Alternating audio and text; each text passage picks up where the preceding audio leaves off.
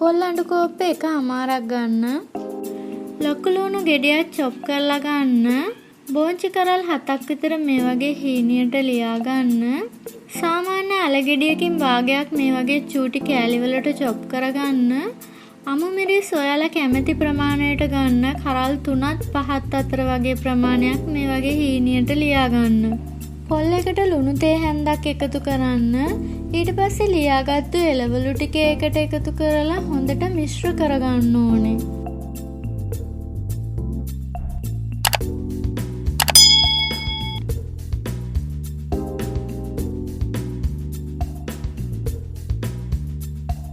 පාන් පිටි අඬු කෝප්පෙන් 2 දාගන්න.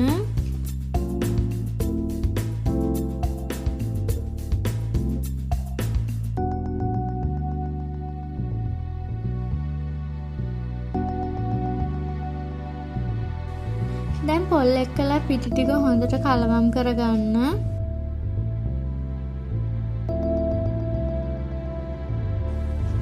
මේ මිශ්‍රණය පොඩ්ඩක් ඝනට ගන්න ඕන නිසා වතුර පොඩ එකතු කරලා අනා ගන්න.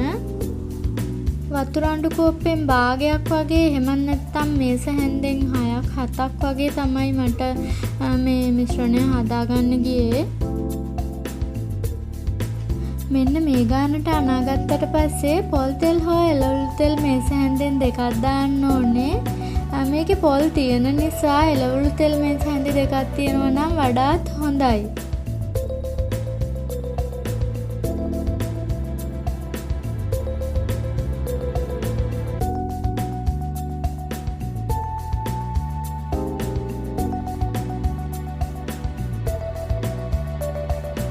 මෙන්න මේ වගේ හොඳට අනාගත්තට පස්සේ ඒක පිටි බෝලයක් වගේ හදලා ඒක උඩට පාන් පිටි ටිකක් ඉහන්න.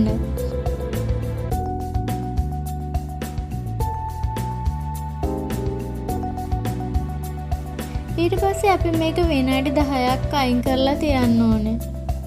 වෙනම පිඟානකට අපිට අමතර පිටි ටිකක් ඕන වෙනවා. මේ තියෙන විනාඩි 10කට පස්සේ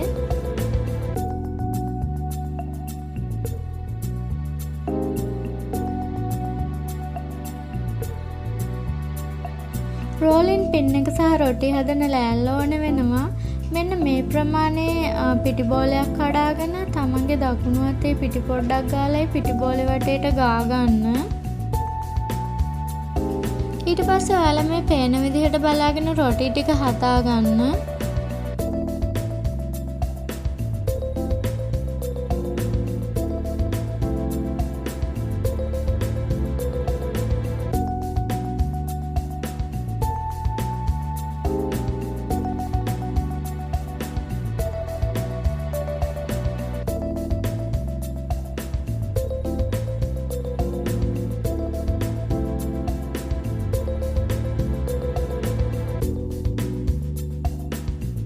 ගොඩාක් තුනියට ගන්නෙත් නැතුව ගොඩාක් මහතට ගන්නෙත් නැතුව මෙන්න මේ ප්‍රමාණයට හදාගන්න.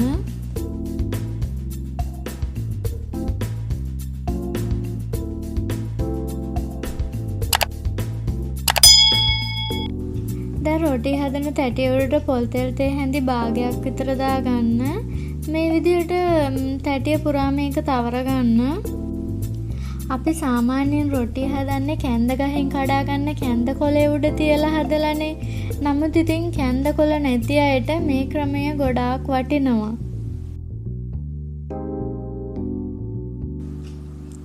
දැන් ලිප ඔන් කරගන්න.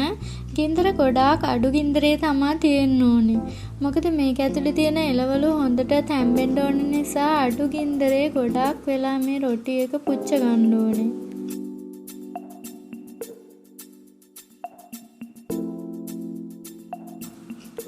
වීඩියෝ එකේ පේන විදිහට බලාගෙන රොටි වල දෙපැත්ත හොඳට පුච්ච ගන්න.